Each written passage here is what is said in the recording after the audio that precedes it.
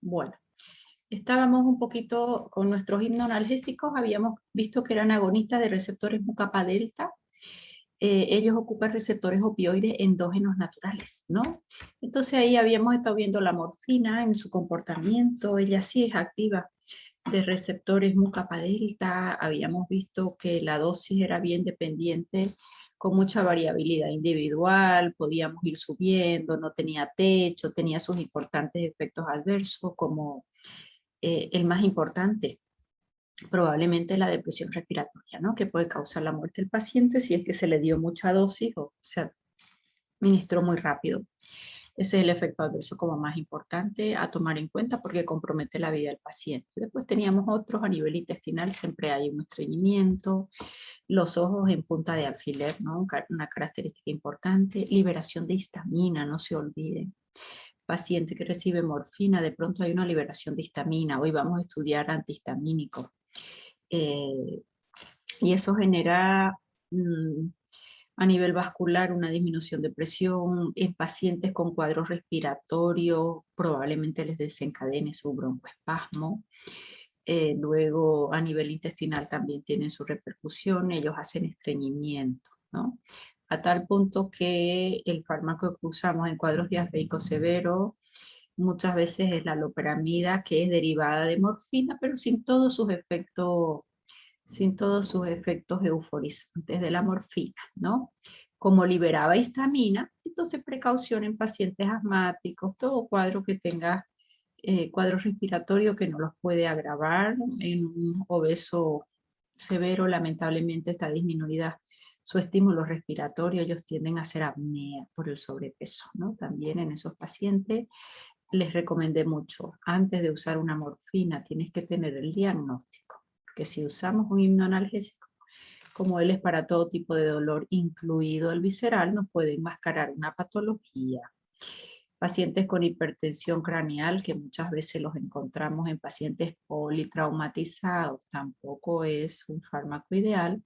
Y en el largo plazo nos puede descompensar patologías endocrinas. Bien. Entre sus interacciones, siempre les recomiendo, casi por regla general, nunca combinen ni dos AINES entre sí, a no ser que haya un objetivo para combinar dos AINES entre sí, porque uno sea más antitérmico y el otro más antiinflamatorio. Pero sí es preferible elegir uno solo a su dosis techo, el AINE, ¿no? Lo mismo pasa con hipnoanalgésico. Si ustedes me piden una recomendación, siempre use uno solo. Ellos no tienen dosis techo, pero recién que los hemos clasificado, hemos visto que para un dolor moderado tengo un grupo, los más leves, codeína, tramadol, y luego teníamos ya para un dolor de intensidad mucho más moderada, y ahí hacemos morfina, meperidina, fentanilo, todos sus derivados que son para un dolor de elevadísima intensidad. Pero ¿qué pasaba con ellos? Que de pronto hay algunos fármacos que se comportan como agonistas parcial o agonistas antagonistas dentro del mismo grupo de los hipnoanalgésicos. Ese es el caso de uno de los más usados en nuestro medio, que es la pentazocina. Solita ella es agonista, se combina con otro derivado de morfina y le bloquea el receptor siendo antagonista. Entonces no voy a tener efecto y el paciente va a tener intenso dolor, ¿ya? Entonces una recomendación bastante buena, aunque no sucede con todos los fármacos, use un solo AINE a dosis techo. No controla el dolor, aumente su hipnoanalgésico y va titulando. Si es de los de intensidad más moderada, los quita y coloca uno para intensidad elevada de dolor y deja uno solo. No es bueno combinar morfina con otro hipnoanalgésico. Muchas veces el paciente recibe su hipnoanalgésico horario, su AINE, y el médico pone medicación de rescate, morfina, normalmente se le hace en solución decimal el miligramo, lo llevamos a 10 ml y colocamos 3 cc a necesidad. No es una buena práctica, no es una buena práctica. Y ustedes saben que probablemente cuando el dolor es muy severo, si me dan a elegir, siempre me gustó más infusión continua porque probablemente desencadena menos el dolor y se controla mejor, ¿no? En la dosis de morfina 0,14. Un poco ahí en el atrás, bueno, no creo que va.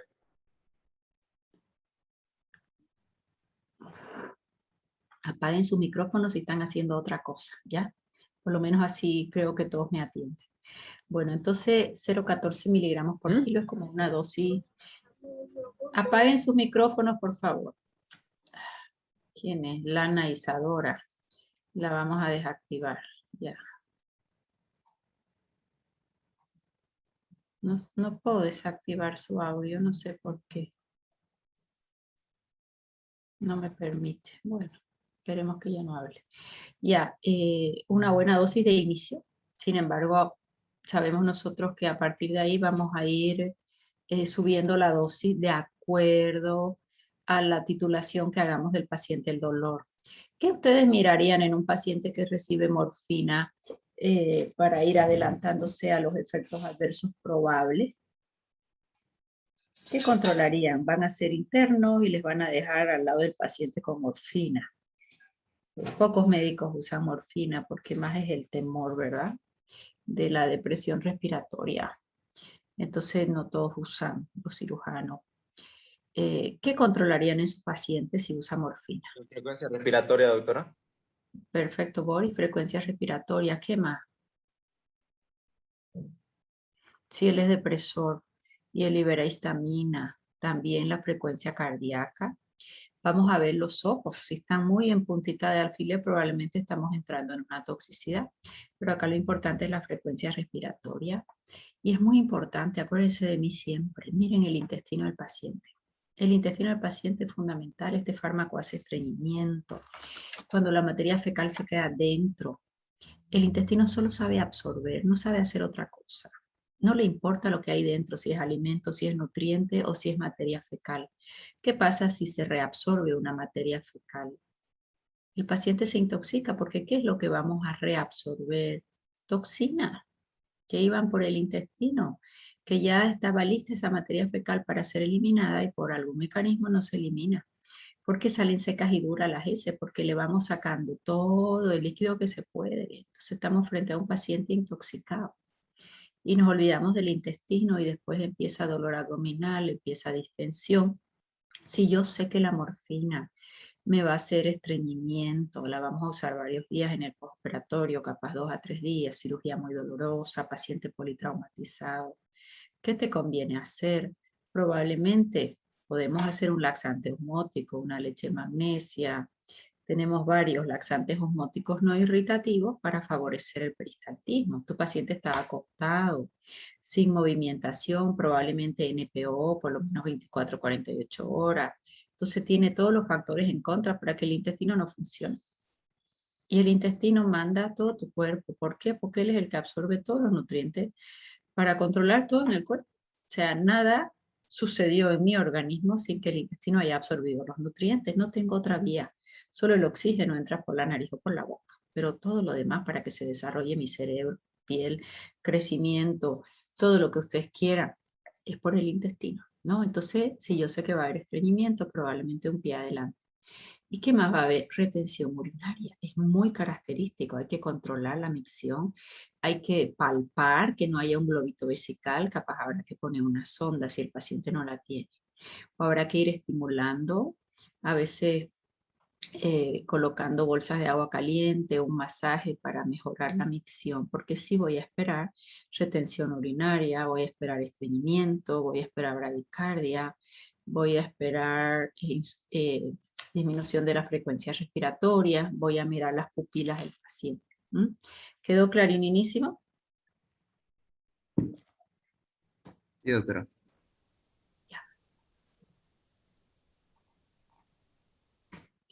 Bien, hermana de morfina es la meperidina. Meperidina viene en ampollas y viene también en comprimido, muy parecido su perfil a la morfina. 10 miligramos de morfina es una dosis alta, es como darle casi 100 miligramos de la meperidina. Esa es su relación. Produce lo mismo que la morfina, sedación, depresión respiratoria, euforia como la morfina, o sea que es un derivado de ella, muchas veces más fácil de conseguir la meperidina. Esto ya lo hemos visto, no teníamos nada farmacocinéticamente relevante y creo que nos habíamos quedado en esta lámina, ¿no? El fentanilo, bueno, todos estos son derivados sintéticos de la morfina, lamentablemente. Cuando digo lamentablemente, lo producen en laboratorio. Entonces ahí tenemos muchas drogas de adicción que provocan mucha toxicomanía. Ya gran parte de el mal uso de los derivados de morfina se da con los derivados del fentanilo y lamentablemente este es mucho más potente, hasta 80 veces más potente que morfina. Entonces la adicción es rapidísima. Un receptor que fue ocupado por estos fármacos lo ocupa y él se invagina y se desaparece. O sea que hay que dar más dosis para reclutar mayor número de receptores, pero la depresión respiratoria está y la euforia y la dependencia y la adicción. Bien, entonces fentanilo que nos viene en ampollita de 2, de 5 y de 10 ml. Esto generalmente lo manejan solo los anestesiólogos o un paciente que hace tratamiento oncológico, ¿no? O manejo de dolor. En los parches transdérmicos esto no es fácil conseguirlo, pero es una bendición. ¿Por qué? Porque ellos se van liberando solo colocando en piel. Tienes un paciente terminal con mucho dolor, coloca solo el parche. Se controla bastante muy bien el dolor y de acuerdo a la dosis vamos en aumento, de acuerdo a la necesidad del paciente. Un paciente oncológico tiene derecho a no sentir dolor. Yo creo que es lo más misericordioso que podemos hacer por un paciente, es que él pase sus días sin dolor, ¿no? Entonces ahí fentanilo en parche me cubre una excelente alternativa. Entonces lo tenemos en casa el paciente, lo tenemos sin día, lo tenemos con un buen ánimo porque da cierto grado de euforia, ¿ya? Pero en ampolla sí lo utilizamos ah, generalmente cooperación para la anestesia general, ¿no? Lo hace el anestesiólogo. Entonces él es un opioide sintético, 80 veces más potente que morfina, pero 80 veces más adictogénica también. Ocupa receptores ME, pero es MU, ¿no? Los receptores se llaman MU. Dosis alta hace mucha rigidez muscular, probablemente porque activan el sistema de la dopamina. Acuérdense que la vía nigroestriada está mediada por dopamina. Y acá voy a tener extrema liberación de dopamina. Esto solo se los comento, pues son fármacos que los van a usar solo especialistas, ¿ya? Pentazocina sí la encontramos mucho en el comercio,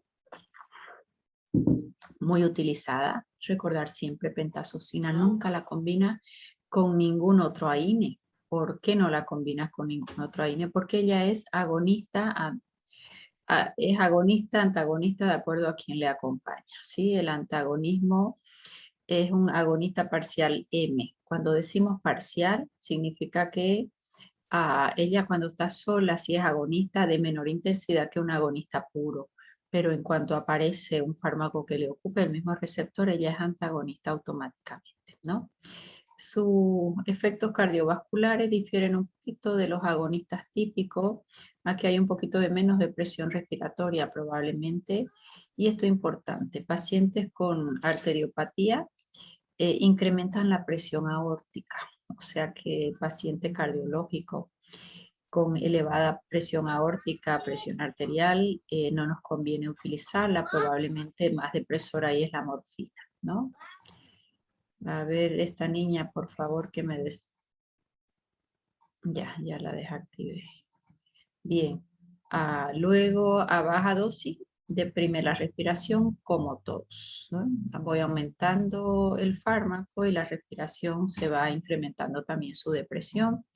En cuanto a su farmacocinética, tiene buenas vías de administración, se puede dar oral, subcutáneo es más dolorido, intramuscular dura menos. A mí yo siempre soy defensora de la infusión continua, ¿no? Pero si lo vas a tener en casa el paciente, un paciente terminal con mucho dolor, probablemente los parches de fentanilo sea una mejor opción. El tema es que no es tan fácil conseguirlos ni son tan económicos. Variabilidad individual porque vas a ir titulando el dolor. Todos tenemos diferente umbral del dolor, eso también es importante. Dolor crónico intenso, sí. Estoy hablando de un dolor que no tiene más alternativa que controlarse porque la patología normalmente ya no encontró resolución, ¿no? 10 miligramos de morfina equivalen a usar 30 a 60 miligramos de la pentazocina, que vienen en ampollas de 30 y comprimidos de 10. Bien, eso en cuanto a los hipnoanalgésicos más usados. Entonces ya tienen la idea clara del mecanismo de acción, cuándo utilizarlo, que no tienen techo, es para cualquier tipo de dolor, y su manejo de RAM es extremadamente importante, porque no es que voy a calmar el dolor y después ¿qué va a pasar? Ellos estimulan el centro del vómito, toda vez que usemos morfina.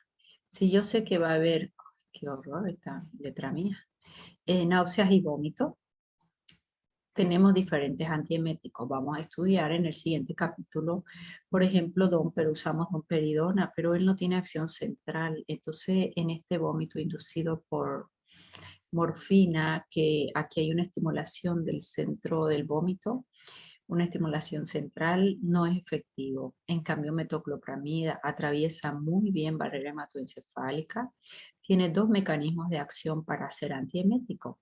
Ella bloquea receptor D2 de la dopamina y el 5-HT3 de la serotonina. Esos 2 mecanismos de acción hacen que se potencie su efecto antiemético y atraviesa barrera hematoencefálica. Sin embargo, tiene otras RAMs que ya las vamos a estudiar en su momento. Entonces, si vos vas a usar morfina en infusión continua o cada 8 horas, pues ponemos la metoclopramida, tiene semivida corta, la ponemos endovenosa a horario. Todavía no hay vómito, pero no esperes que venga el vómito. Estás postoperado, tu paciente ha habido mucha manipulación, intenso dolor, le dejan con morfina para pasar un buen postoperatorio. Si aparece el vómito, aunque yo no tenga dolor, aumenta la presión intraabdominal, puede haber una dehiscencia de sutura y para nadie es agradable tener unos vómitos incoercibles, ¿no? Entonces hacemos metoclopramida. Este droperidol en realidad es un fármaco depresor del sistema nervioso central, es un tranquilizante mayor, normalmente va a tener muchos más efectos adversos. Todo fármaco depresor del sistema nervioso central va a ser antiemético siempre, pero de todos ellos buscaremos los que tienen menos efectos adversos. En este caso me quedo con metoclopramida. Metoclopramida, ¿qué ventaja tiene acá? Ella es procinética. ¿Qué significa? Que favorece el peristaltismo intestinal. Y si yo sé que la morfina me provoca vómito y me hace estreñimiento, ¿quién es un fármaco ideal ahí para neutralizar efectos adversos? Metoclopramida bloquea el centro del vómito y estimula el peristaltismo intestinal. Entonces probablemente resolvamos 2 efectos adversos importantísimos. Pudiéramos usar un ondansetron también, que son los llamados cetrones, también antiemético. Puede tener efectividad, mas él no es procinético como la metoclopramida. Y en la depresión respiratoria, vamos a controlar si hay una frecuencia respiratoria menos de 10 respiraciones por minuto, entonces suspendemos la infusión del opioide, ya suspendemos. Pregunta del millón, ¿cómo se llaman los antagonistas de la morfina? Se los dije el anterior, eran 3. 2. Se los dije a mis alumnos de farmacia, tienen razón. Ellos van más adelantados, parece. Naloxona y naltrexona. Pregunta de examen. Y se los van a preguntar siempre cuando vayan a hacer su residencia o sus exámenes en analgesia. Si tienes un paciente intoxicado con cualquier opioide, ¿quién le ocupa los receptores opioides? Naloxona y naltrexona. El que tenemos en nuestro medio es la naloxona. Naloxona viene 1 ml, 0,4 miligramos.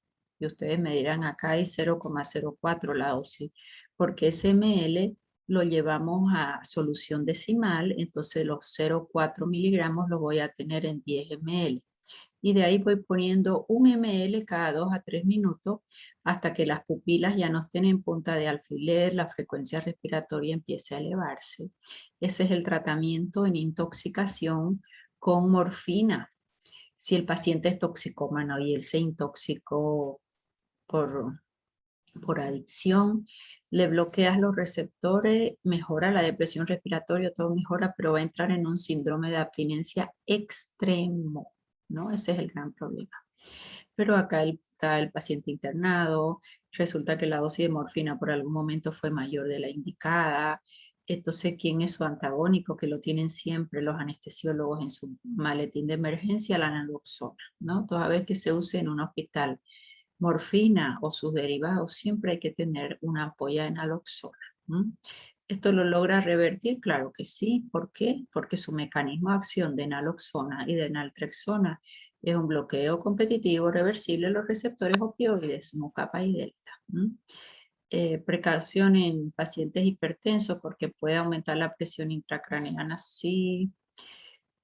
Puede haber retención urinaria, eso controlar a su paciente que no haga globo vesical. Entonces, qué importante si es un interno, tu paciente recibe morfina, que nadie te tenga que decir nada. Controlas frecuencia respiratoria y la nota, frecuencia cardíaca, controlas la micción, controlas el intestino, controlas las pupilas. Eso no tiene precio. Usar un fármaco y tú a priori saber qué son todos los efectos adversos que vamos a tener, que en el caso de los hipnoanalgésicos son muchos, más el efecto que yo quiero es mayor, ¿verdad? A la suma de sus reacciones adversas. Entonces, ¿qué queda? Poner un pie adelante a la aparición de los efectos adversos y yo ir controlando. En la medida que aparecen, tenemos que ir saneando. En este caso, la lámina que tienen al frente. Yo me estoy antecediendo a los vómitos que sé que van a producirse. ¿Por qué? Porque los hipnoanalgésicos son estimulantes del centro del vómito, punto. Es casi su mecanismo de acción. Disminuyen peristaltismo intestinal, es casi su mecanismo de acción.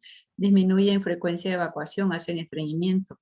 Disminuyen frecuencia respiratoria porque es un depresor central. Entonces no es que voy a esperar que aparezcan, yo tengo que ir controlando, ir viendo lo que voy a hacer. ¿Ok? Este prurito intolerable es increíble. El paciente, tengo mucho picor, me pica, ha hecho alergia, te dice el paciente, ha hecho alergia, me pica la nariz, me pica todo y no saben con qué mano rascarse el paciente generalmente. Eso es así. A veces se le puede poner un antihistamínico, pero no hay mucho sentido, ¿no?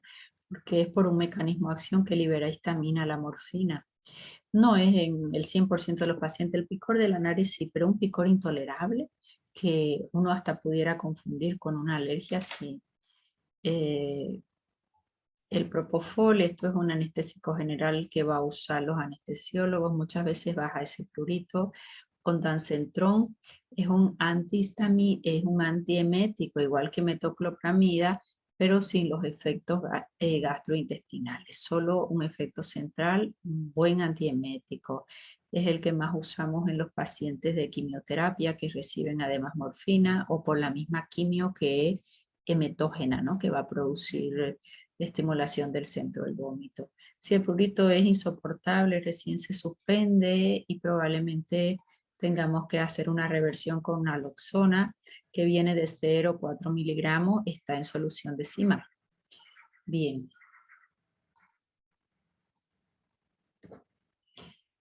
Ya para cerrar, manejo, ¿hasta ahí hay alguna duda en hipnoanalgésico?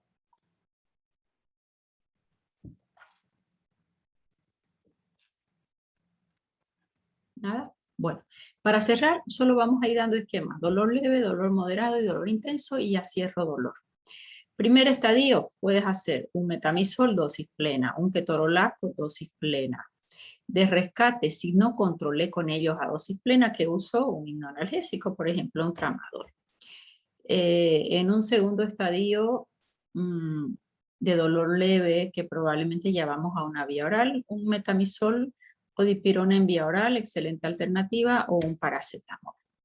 Todo paciente que va a recibir una INE, que generalmente 2 días por vía endovenoso y cuanto antes pasas a la vía oral, que es terapia secuencial, y vas a usar varios días, si vos estás bloqueando prostaglandina y va a haber mayor producción de ácido clorhídrico, probablemente un antiulceroso horario lo va a necesitar mientras el paciente esté internado o mientras recibe la INE. Esto es importante. A veces siempre hay un dicho que dice paciente ingresado o internado es paciente estresado.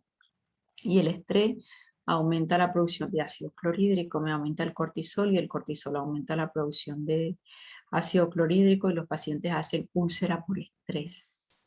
Entonces, casi una norma general es paciente internado, paciente ingresado, paciente estresado, y generalmente en las medicaciones ustedes van a ver un antiulceroso que los vamos a avanzar en el siguiente capítulo en digestivos, ¿no? Puede ser un omeprazol, o si recibe algún grupo de fármacos que interaccionen, probablemente una ranitidina, que todavía lo usamos mucho.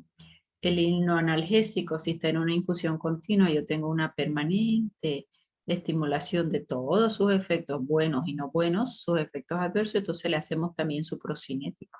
Entonces, fíjense, voy a usar una morfina, voy a usar un fármaco para bajar, o una INE, perdón, gastritis.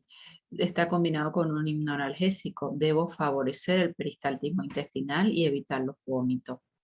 En un dolor moderado, acá sí hacemos una combinación, ¿no? Metamizol, la dosis de todo el día, con tramadol, una buena dosis, y lo hacemos a infusión continua. Puedo, en lugar de metamizol, usar un ketorolaco, exactamente. Puedo, o uso un ketorolaco si no hay riesgo de sangrado, o uso un metamizol, pero a su dosis techo, combinadito ya con una hipnoanalgésica. Y ahí de rescate ya uso morfina, pero si uso morfina ya sacamos tramadol, ¿no? En el segundo estadio ya pasamos a una vía oral, tenemos combinaciones de hipnoanalgésico, a veces tramadol, a veces codeína, con un AINE. También es una buena alternativa cuando ya hemos pasado a vía oral. Dolor muy intenso, mantén tu AINE. Metamizol es una buena dosis, los 3 gramos para un suero, y directamente con morfina 20-30 miligramos, y le pasamos para infusión continua. En el segundo estadio ya pasamos a una vía oral si es que hemos logrado controlar y el cuadro va para adelante, ¿no? Bien, preguntas hasta ahí. Creo que manejo de dolor nos hemos tardado 5 clases, ¿no? Preguntas, yo mucho hago hincapié en esto, porque de las recetas de los médicos en consulta externa, creería yo que entre el 40 y el 50% son AINES, manejo de dolor siempre, y lo otro son antibióticos. O sea, son temas que yo le presto extremadamente atención, porque eso sí van a empezar a usar sin ser especialista, ¿no? Y nada mejor que saber qué es lo que yo estoy tratando, qué es lo que hay, inflamación, será corto tiempo, largo tiempo, quién es la causa. No se olviden nunca, no hago nada controlando un dolor sin controlar la causa de qué lo está produciendo. Preguntas hasta ahí. Doctora, disculpe, ante todos los hipnoanalgésicos, el antídoto de esto sería, dijo, creo, la naloxona. Naloxona o naltrexona. Nosotros tenemos en el medio naloxona. Tenemos la ampolla de 0,4 miligramos en 1 ml. Normalmente hacemos en solución decimal. Y vamos administrando 1 ml a necesidad. No sabemos cuánto es su grado de intoxicación del paciente. Entonces tenemos que ir mirando las pupilas, controlando la respiración y controlando frecuencia cardíaca, para ver si administramos cada 2 a 3 minutos 1 ml hasta revertir los síntomas de la intoxicación por morfina. Naloxona y naltrexona son los antídotos de los hipnoanalgésicos. Gracias, doctor. Bien, Disculpe, Cante, ¿alguien habló? disculpe, doctora, los hipnoanalgésicos al producir constricción en el esfínter de Oddi y por eso taponamiento, ¿es muy probable que se produzca casos de pancreatitis aguda o puede Sí, derivar a la crónica? puede, porque depende de la condición del paciente. Si ya teníamos un tema de cálculos biliares, depende de la condición del paciente previa. Si ya hay crisis de espasmo en vesícula biliar y aumento de bilirrubina, si hay cálculos, sí. Y si está cerrando una vía, entonces todo lo que viene de páncreas, que el páncreas es endocrino y exocrino, y el que es exocrino, que se llama, sus enzimas que él produce tienen una agresividad extrema, porque tienen que dejarse proteína, grasa, carbohidrato, tienen una potencia extrema, y el páncreas sigue funcionando, y si él sigue funcionando, echa su contenido, y cuando no hay por dónde salir, va a circulación sistémica, ¿no? Y nos hace una pancreatitis relacionada al uso de los hipnoanalgésicos por aumento de la presión en el esfínter de Oddi. Y ahí van a aumentar transaminasa, Y si hay cálculos biliares, peor todavía. ¿Mm? ¿Quedó mejor? Sí, doctora, muchas gracias. Ya levantó la mano William Choque. William Choque. Doctora, buenas. Cante. Hola. Disculpe las molestias. Tengo una consulta más o menos es sobre historia, digamos. Por ejemplo, en la Segunda Guerra Mundial, ¿no? Les inyectaban morfina a los soldados. ¿Por Sí. cuánto tiempo los dejaba así, digamos, sin dolor? Es de semivida corta según la vía en que se administra. Ellos llevaban sus morfinas precargadas, a veces se la autoadministraban para una autoadministración, así como hay adrenalina para los altamente alérgicos. Y si la colocas así intramuscular, su efecto no dura más de 3 a 4 horas. Lo ideal si haces una morfina en infusión continua todo el tiempo que entra, por eso yo tanto pido una infusión continua, pues si estamos en guerra y no tenemos esa atención, no lo podemos hacer, ¿no? Pero siempre depende de la vía de administración. Si colocas morfina endovenoso ahora a un paciente, ¿cuánto va a durar el control del dolor? 3 a 4 horas. Casi lo mismo que intramuscular, porque intramuscular demora un poquito más en llegar, pero se va liberando y llega rápido a sangre. Si lo administra infusión continua, ahí tienes un control permanente. Todo depende de la vía de administración. Un fentanilo que es derivado de morfina, que te pongan en un parche. Hay parches que se liberan en 4 horas, otro en 8, otro en 12, otro en 24 horas. Se va liberando. Entonces fíjate que todo depende de la semivida del fármaco y de la forma de administración. Todo lo que llega rápido, una vía endovenosa, intramuscular llega no más rápido, se va rápido. Una vía sublingual, cuando usábamos como antihipertensivo, un captopril, rápido baja la presión, y porque a mí no me encanta, porque así como la baja rápido, su duración puede ser muy alta, que llegó a sangre y él es activo, no es metabolito inactivo, llega rápido, puede bajar muy de golpe la presión, pero va a durar poco, y al paciente hay que darle mientras en vía oral, y habrá que ver si el estómago está lleno o está vacío para ver en cuánto tiempo llegará. A veces el paciente ya me dice, doctora, le estoy midiendo cada 15 minutos y no baja la presión. ¿Y a qué hora comió? Ah, no, comió hace 1 hora, entonces todavía no va a llegar. ¿Me dejé entender, William? Sí, Todo muchas depende de gracias. la vía de administración. Me quitó la duda. Gracias, doctora. Ok, semivida del fármaco siempre y la vía de administración es muy mandatoria. Casi por regla general, eso yo lo aprendí a un profesor español. Todo lo que llega rápido se va rápido. Y es tal cual, ¿no? Si yo tomo en vía oral, un fármaco se va absorbiendo más lentamente y su semivida va a ser mucho más larga que por una vía endovenosa. ¿Alguien más tiene alguna pregunta? Ya, vamos a ver nuestro siguiente tema. Acuérdense que cuando nosotros vimos respiratorio, habíamos visto broncodilatadores en asma bronquial, profilácticos del asma bronquial, y dentro de los profilácticos, bueno, vimos los glucocorticoides como antiinflamatorios, que fueron los primeros profilácticos. Después vimos cromoglicato y nedocromilo. Después vimos que había, bueno, montelukast, los bloqueadores de los receptores y de los leucotrienos son los más usados hoy en día, como un montelukast. Y luego yo les había dicho, tenemos los antihistamínicos, por ejemplo, ketotifeno. Alguien está con mi pantalla, ahorita vamos a sacar. Ya está. Los antihistamínicos, dentro de los antihistamínicos había uno solo que se usa como profilaxis del asma bronquial, y ese uno solo se llama ketotifeno. Entonces ya para cerrar el respiratorio, ahí aumento un capítulo que es antihistamínicos, ¿ya? Para estudiarlo al ketotifeno justamente. Y estos antihistamínicos, pues su nombre lo dice, antihistamínicos. ¿Qué es lo que ellos van a hacer? Un bloqueo competitivo, reversible, o sea que bloquean al receptor, tienen una X semivida, algunos cortas, otras más largas, no le dejan actuar a la histamina. Mientras ellos están presentes, está todo fantástico, porque yo bloqueé su receptor de histamina, entonces todo lo que da la histamina en su reacción alérgica me disminuye el prurito, el enrojecimiento, el malestar. Pero luego el fármaco se va, y si el fármaco se va, la histamina yo no le hice nada. vuelve a ocupar su receptor. Eso quiero que lo tengan extremadamente claro. Tuvimos un cuadro alérgico severo, ok. Los fármacos antihistamínicos que sí se utilizan según la severidad, será endovenoso o suficiente vía oral, la histamina que se liberó está presente y no se va ni la vamos a destruir. El organismo la va biotransformando, cada uno con diferentes velocidades, y mi organismo va a terminar con la histamina. Pero los fármacos, estos antihistamínicos, lo único que van a hacer es bloquear el receptor para que ella no actúe de momento.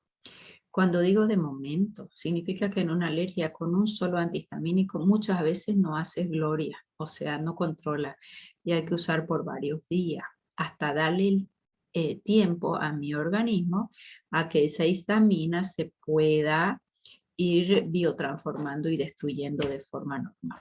¿Okay? Entonces, cuando hablamos de histamina no vamos a entrar en detalle, pero sí en detalle de su estructura química. Si tiene un anillo imidazólico, ustedes casi no tienen química, excepto la de la escuela, que significa imidazólico. Todo lo que es azo significa que tiene un nitrógeno. Bueno, 1 o 2. Esto es un grupo imidazol. El grupo imidazol tiene 5 moléculas, son 3 carbonos y 2 nitrógenos, así se llama ese grupo químico y punto. ¿Qué es lo que voy a rescatar de acá? Todo el nitrógeno que tiene la histamina. Entonces ella, para ser biotransformada, va a sufrir una desaminación. ¿Qué significa desaminación? Que le tienen que sacar sus grupos amino para que ella se inactive. ¿Quedó clarinísimo? Simplemente hasta acá les he dicho que la histamina tiene grupo de nitrógeno.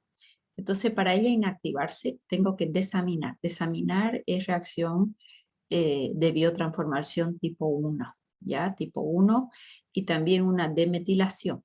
Esas son las reacciones químicas que van a biotransformar a la histamina, porque ¿cuál es mi objetivo final?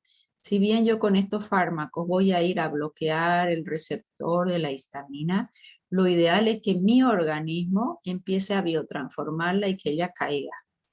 Ella se liberó, ¿por qué? Porque hubo un estímulo, ya lo vamos a ver enseguida, donde tengo guardadas mis moléculas de histamina, ¿no? Entonces, sus 2 vías de biotransformación es la metilación y la desaminación. ¿Qué significa desaminación? Sacarle todo su grupo de nitrógeno que tiene, ¿ya? Una diaminoxidasa y una N-metiltransferasa. Es lo que va a biotransformar, reacción de fase 1 y la desmetilación. Son las 2 vías que me van a inactivar a la histamina.